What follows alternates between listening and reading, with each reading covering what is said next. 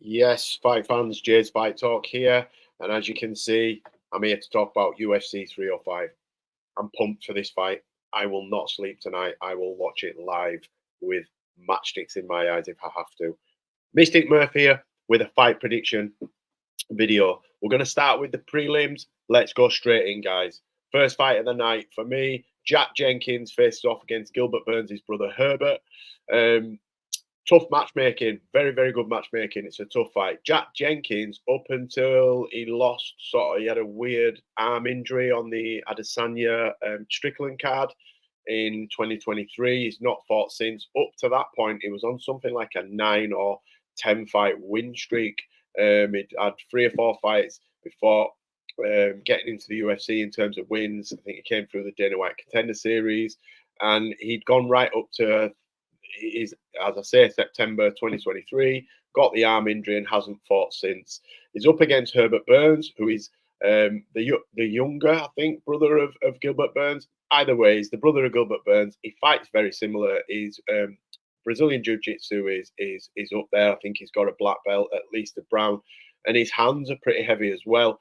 I see this fight being fairly cagey for a round or so, but I see Jack Jenkins pulling away and eking out a tough 29-28 points victory.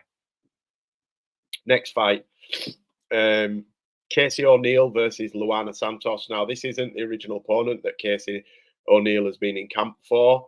In fact, I think she's switched up her training camp base. She was at Extreme Couture. I forget the name of the gym that she's at now. But for me, the change of opponent has made this fight even harder. Luana Santos is an absolute beast.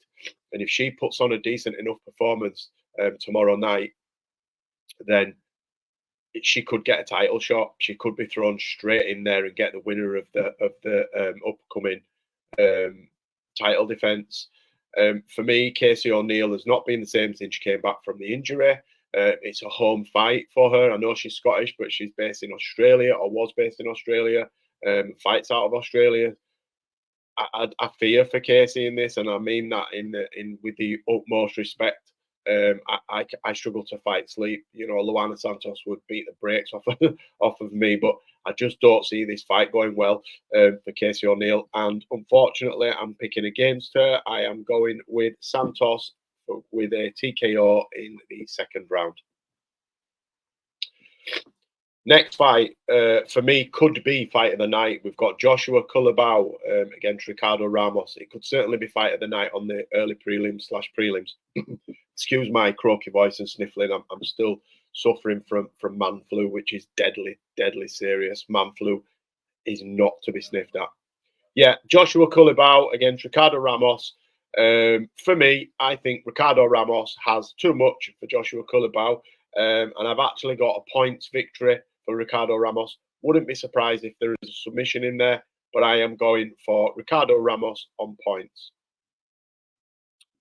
Next fight, do not sleep on this fight. Do not take a break, go get a drink, and think you can come back to it.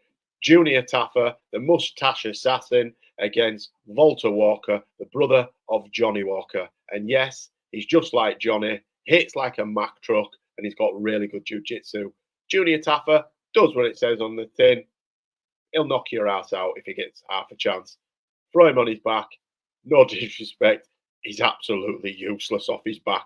But I see Junior Taffa walking through whatever Walter Walker's got and laying him spark out in the first or second round. I'll go round 2. Did I? No, in fact, I'm going to go Junior Taffa, round 1, KO, knockout, Walker on his back, Tweety Bird spinning round, out for the count. So, they're my predictions for the UFC 305 prelim card.